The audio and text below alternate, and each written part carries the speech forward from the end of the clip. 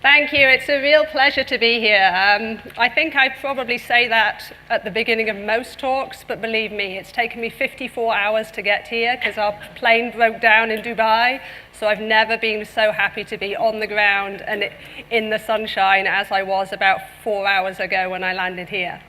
So given that, if I begin talking complete and utter nonsense, I do apologize, but I've had a lot of caffeine and very, very little sleep. So hopefully this is going to be the best talk I've ever done. If it's not, we can blame the jet lag and the caffeine and so on and so on.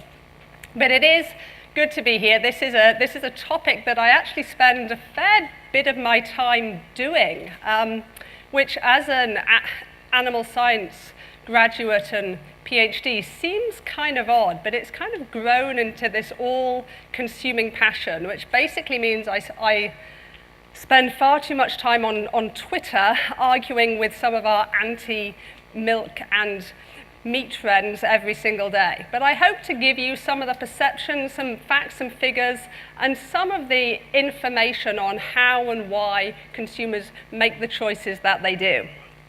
And I'd like to start with a quote from a friend of mine. This is a highly educated lady. She's a lawyer in the US. This quote was from about 5 years ago now. So at that time, her two sons were about 3 and about 5 years old. And she said to me, "I just wish somebody would tell me what to feed my family." And I think that's the issue that most consumers have. They're bombarded with information every single day, and they don't know if it's true, if it's false, if it's biased, if it's independent. There's so much information out there pushed at us every day that sometimes we simply don't know what to believe. And the easiest way is simply to be told what we should feed our family. And this does make sense because we've seen over the past years more and more people have an interest in how their food is produced every day. So this is some survey data. I have to apologize, but having been based in the States for 9.5 years, most of my data does come from the USA. But this came out just this year, and it shows that 2/3 of people out there are either very or somewhat interested in how their food is made. So there is a demand out there for that information by the consumer. The problem is that as an ag industry, they don't think that we're transparent.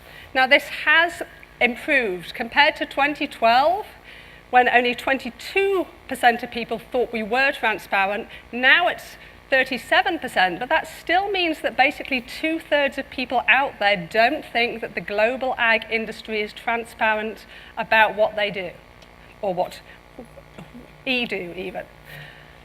Now the issue with that is how far do we go? How much detail do we want? If we tell them everything that we do every single day, they may back off completely. But 2/3 of consumers out there feel that they're not being told the whole story. And as an ag industry, that becomes particularly difficult for us because they go to other sources.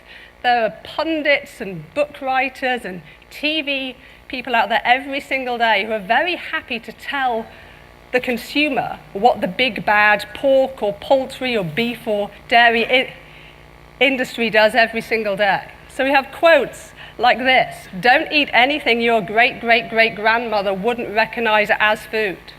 Now, I'm fairly sure my great-great-great-grandmother wouldn't recognize congee or sushi or tofu as a food back in, 1850-something probably. That doesn't mean these are dangerous or bad or unhealthy, but we do face this challenge of other people telling our story for us. And because they are perceived as being independent of the livestock sector, their opinions and their quotes carry more weight sometimes than ours do, because we're in that livestock sector. So only about 1/3 of people think they actually have access to all of the information that they want. So 2/3 are interested, but only half of them actually have the information. So there's definitely a demand out there from the consumer for more information about how we make food every single day. But we face challenges because there's such a big gap between the ag industry and the consumer. If we think back 50 years, 100 years, everybody had a father or an uncle or a brother or a cousin in agriculture. Nowadays, it's about 2% of the total population employed in ag. We've lost that connection between the farmer and the consumer. So again, this is data from the USA, and over half of people out there think that all farms in the States are large, corporation-owned factory farms. And I'm proud to say that I don't think I've ever been on what I would consider a factory farm. I've been on thousands of farms with good farmers who care about their animals every single day. I've not met one farmer who thinks of their animals and their farm as a factory. But the consumer thinks that we do. So again, some data from the States, this time in the dairy industry. But you can see almost 80% of the total farms in the States have less than 100 cows in their herd. Only 4.2% have greater than 500 cows. And it's the same in the dairy industry here, in the UK, in Ireland, New Zealand, and so on. The perceptions of the consumer aren't borne out by the actual facts. They also have the perception that everything was so much better. 20 years ago, 30 years ago, 50 years ago, the sun always shone. There was no methane, there was no carbon emissions, there was no pollution. This is the image the consumer thinks of it and thinks we should have. But in the ag industry, we have made fabulous improvements over time. We all know now far better than our parents and our grandparents and our great-grandparents how to feed, breed, and manage animals every single day. Again, this is some data from the States comparing the US swine herd in 1959 to 2009. Because they've improved efficiency, they've improved growth, they've improved reproduction, they're using fewer animals, less feed, less water, less land, and they've got a 35% decrease in the carbon footprint per unit of pork. Huge improvements, and not because anybody was thinking about carbon. Simply, in the US industry, as with the industry over here, improving efficiency, improving productivity, doing better with your pigs every single day. So we have made really, really great strides.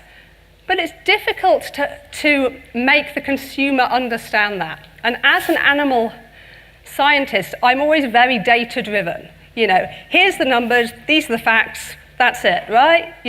You're convinced. When we talk to the consumer who doesn't understand agriculture, we can't do that. We have to find common ground. We have to help them understand that we all have the same values about healthy animals, protecting the planet, affordable food, etc. All of these things are important to all of us, whether we're in the ag industry or if we're teachers, lawyers, doctors, accountants, and so on. We've got to find that common ground. So when you sit on a bus or a plane or in church or somewhere else and you have that conversation with that person who hates the pork industry or the beef industry or dairy, we have to find common ground. We have to say, I'm a parent too, or as a person who also supports football team X, I feel this. Because if we find that common ground, if we build that trust, the conversation goes much better from the start. I was very privileged last July to have an article in the Wall Street Journal talking about feedlot beef, and it was a debate between me on the pro side, as it were, and a guy from an NGO on the anti side. And obviously we wrote the articles and then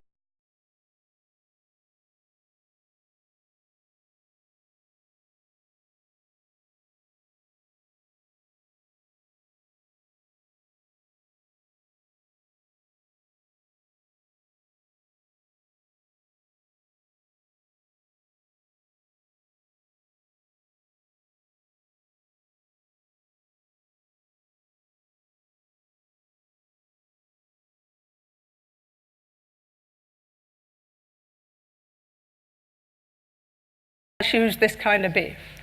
And for those of us who are female in here, and it's, gosh, it may be even 50-50, which is unusual but kind of cool. I was told about 4 years ago that I would be more credible once I had kids, and it is absolutely true. I've gained credibility with the consumer since I had my daughter. So, you know, we should use that credibility that we have with the population.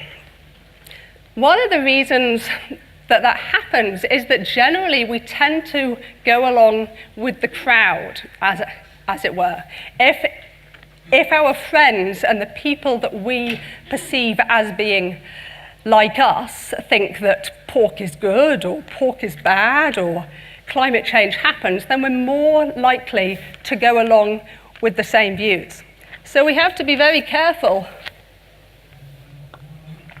to try and cultivate groups like mom food bloggers, to get them on side, to help them understand so they can spread the message to the consumer, because they have huge power out there on the internet.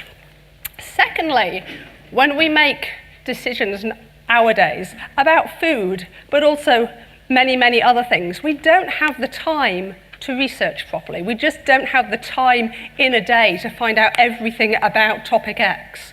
So we see headlines like these, and to people like my mom, who has no background in animal agriculture at all, she goes, wow, well, maybe we should go vegetarian or vegan because we care about the planet. And she doesn't think about all of the other aspects, all of the benefits that livestock give us every single day, because she doesn't have time to think about it. The consumer doesn't have time to go through all of the issues. They see the headlines and they go, wow, well, maybe we shouldn't have the pork chop. Maybe we'll have the tofu for dinner. And I'll come on to more about that later. And then we're also predisposed as a nation to believe bad press. And I'm fairly sure that the PR people for Johnny Depp have been working really, really, really hard over the last 2 or 3 months to have lots and lots of positive things out there after these articles came out about 2 or 3 months ago now. So as consumers, when people read headlines like pork industry is bad because, we literally have to have 5 positive articles out there to dampen that down and to get people back on side. So we really have a pretty huge challenge in front of us. Not least because of the activist groups. This is a demonstration in London, England, about 5 years ago now. This is PETA, People for the Ethical Treatment of Animals. The same demonstration was in Montana, where I lived about 3 years ago. It's been in Germany. It's probably been over here as well. And it's 2 naked girls in a bathtub in the middle of the day. You know, that gets a certain amount of attention from at least half the population. But what also gets attention is the logo here. 50 bahts equals 1 steak. Clean your conscience, go vegan. Again, to my mom, she thinks 1 steak is 50 bahts worth of water, but I care about water and the planet. Maybe I won't have the steak, or the pork chop, or the chicken. Maybe I will have the tofu, or the beans.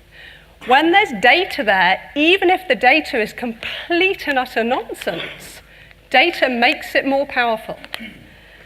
There was an article in the National Geographic, this was back, 5 years ago now. The National Geographic is a global scientific publication. People trust it. They think it's factual. But this article came out comparing beef and apples and pork and chicken and so on, and it looked really good. And if you went to the web page that they cited, all the assumptions are laid out there. And if I make them a little bit bigger, you see this. Now I understand that obviously I'm in a pork conference here, but if we just look at this data, in an average industrial beef system, it takes an average of 3 years to raise an animal to make 200 kilos of boneless beef. I'm a total data nerd, so that's basically saying it takes 3 years to raise a Jersey to slaughter.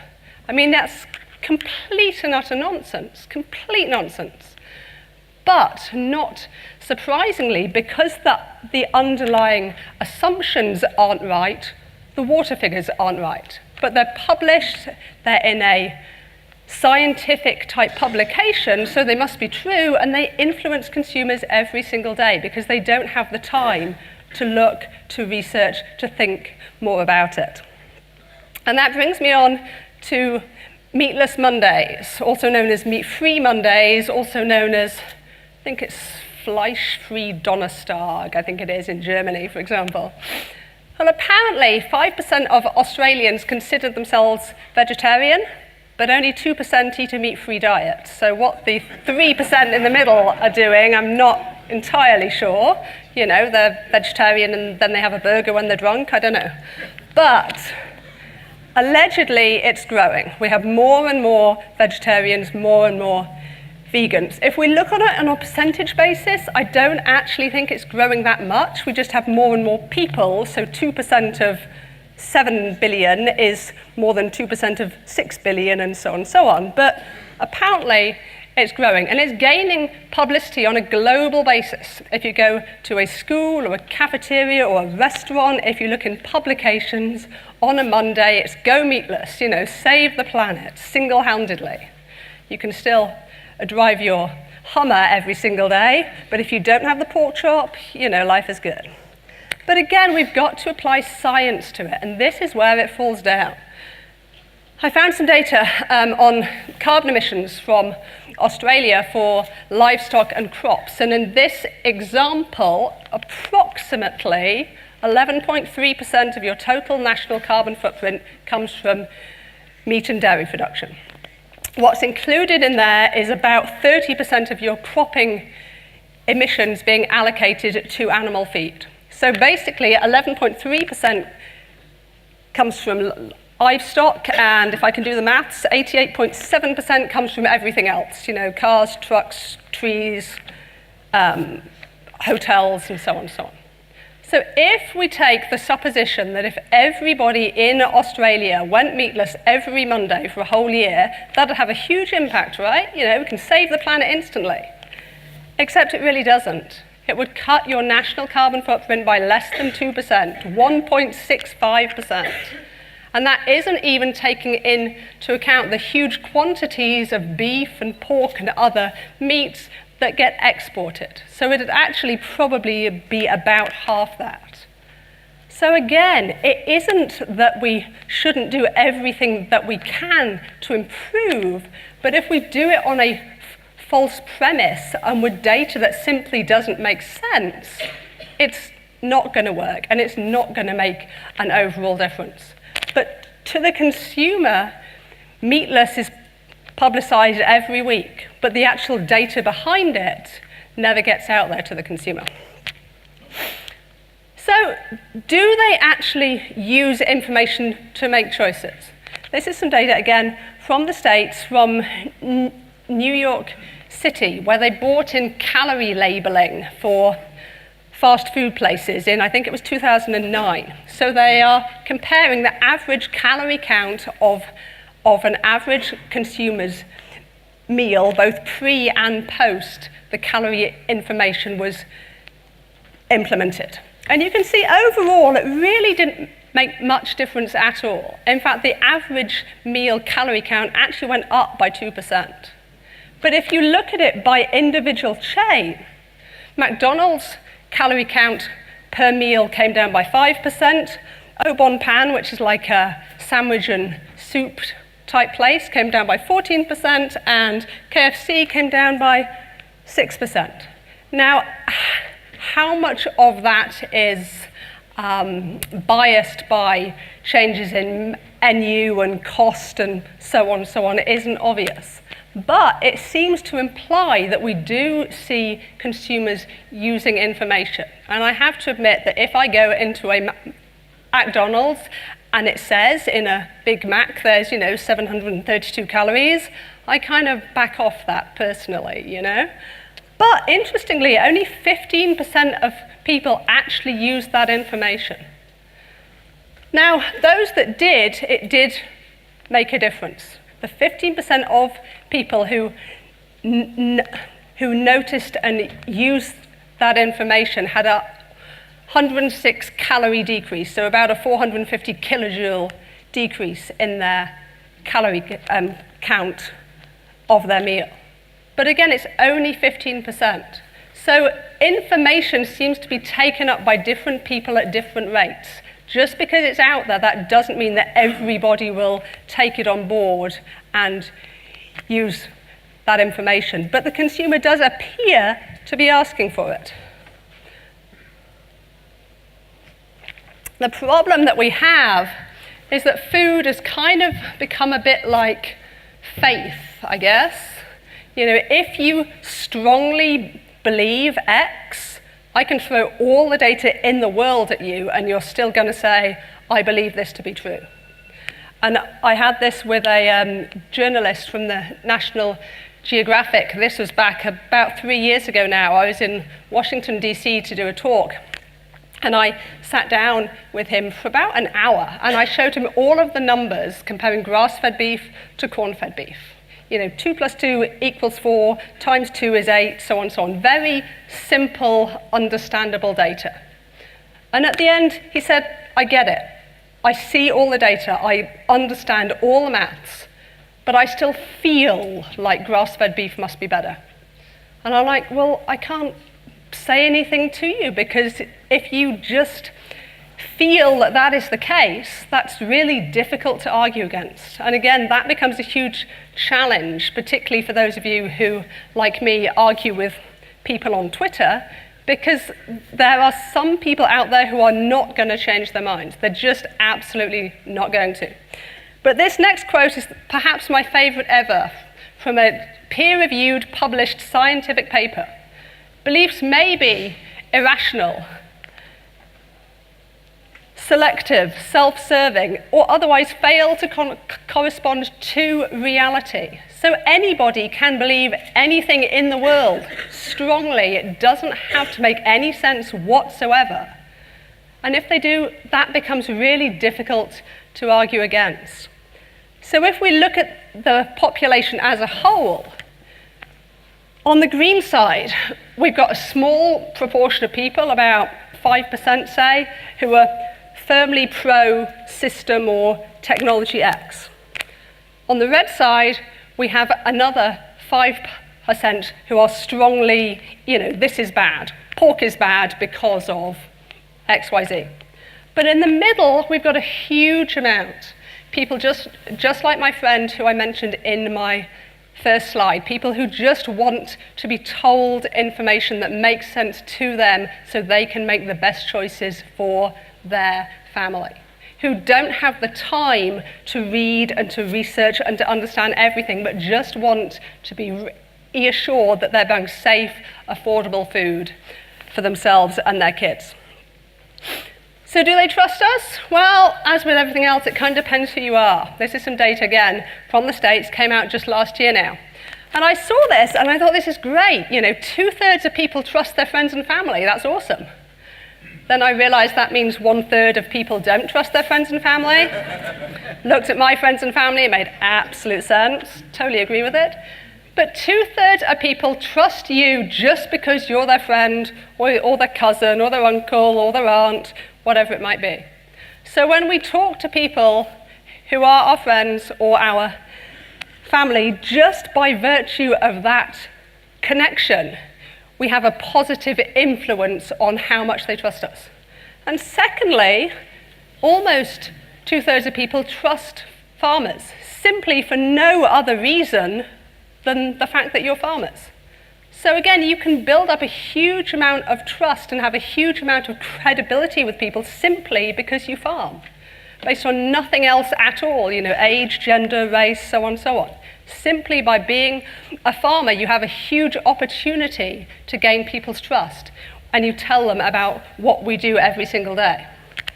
On the other side of the coin, not surprisingly, politicians not really trusted at all, but big pharmaceutical companies also not trusted that much. So we may trust companies to give us drugs for diabetes, cancer, you know, so on and so on, but we're not necessarily trusting the information that comes from those companies. And there certainly seems to be more and more of a push globally to have us in the ag industry telling our story to the consumer to help them understand. How do we do it? Well, I hate to push social media all the time, but it does give us huge opportunities. And this crowd I'm talking to is significantly younger than some crowds that I talk to, so I'm willing to bet that at least half of you are on Facebook, LinkedIn, Instagram, Pinterest, all of these opportunities to simply share pictures and quotes and video clips about what we do every single day, to give out those 5 pieces of positive information to cancel out those negative articles and clips that we see from the anti-animal ag activists and we see in the media all the time. Because as an industry, we really have to be proactive in helping people understand what we do. I put this picture on Facebook, about 3 years ago now, I guess. And really, it says nothing. I was very lucky to be living in a state which had 1 million people or 1.5 million beef cows, which from my point of view was fabulous. But I posted this, and really it doesn't say anything at all, apart from a pretty picture and some data.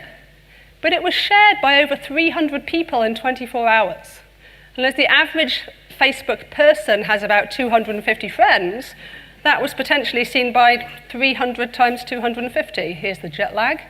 75,000, maybe? Can't do the maths in my head, far too tired for that. But anyway, seen potentially by a lot of people, and not just ag people. It's the friends and the family of the ag people. So the crazy cousin in California and the mad old auntie in Ireland and so on, all of those people also see this and can pass it on to their friends and their family. So we really do have a really good opportunity to get positive messages out there to the consumer in a fairly easy way. So in summary, we've got to gain the consumer's trust. As I say, I'm very data-driven, and I tend to be all like, these are the numbers, but we've got to build the relationship first. We have to help them understand that we also care about the animals, the planet, the water, our kids, our grandkids. And generally, they have concerns, but they don't want to be talked at for 45 minutes with every single detail of tail docking or gestation crates. They just want their concerns addressed in a simple, succinct way that people who don't have any animal ag background can understand. And then if they ask further questions, that's awesome. And if they don't, that's okay as well. But they all have concerns, and quite often they'll be the most ridiculous things you have ever heard, and you'll go, how could you even think that a pig has 5 legs and 7 ears or something? But people hear things, and because they don't understand the ag industry, they don't know the true from the false. We've got to put the science into context. We can't just say, these are the numbers. We have to help people understand what that means in a context that they understand. And we really, and this is the one I fall down every single time, but we really need to focus on those whose minds we can change.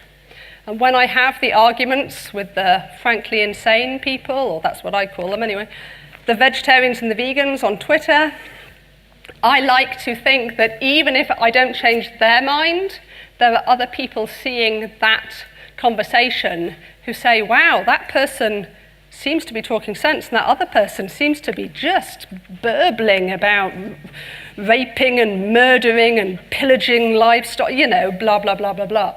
So hopefully, bearing in mind that there are other people seeing those conversations as well, means that we change some of their minds towards the pro-livestock side versus the anti-livestock side. And I do honestly think that Facebook and Twitter and LinkedIn and Instagram give us huge opportunities to do that in an easy, simple, quick way every single day. I have a friend called Dairy Carrie, who's a dairy farmer from Wisconsin in the USA, and she will often simply post a picture of a newborn a Jersey calf, and it'll be shared by like thousands of people because it's cute. You know, it's as simple as that. It's a cute baby calf, and it's like, share, like, share. Piglets are equally cute most of the time. So we have a fabulous opportunity to share what we do every day with the consumer and to help them understand better. So with that, I'd like to thank you very much. There's a copy of this presentation as a PDF at that link right there. You've got my email address there. Obviously, I'm on Facebook and Twitter, and I have a blog where I blog about things that really irritate me. So I should blog about 73 times a day, especially about Qantas Airlines. But it's actually about once a month. It's normally vaguely scientific. I think we're holding questions till the end, so I'd just like to say thank you very much, and it's been awesome coming here to talk to you. Thank you.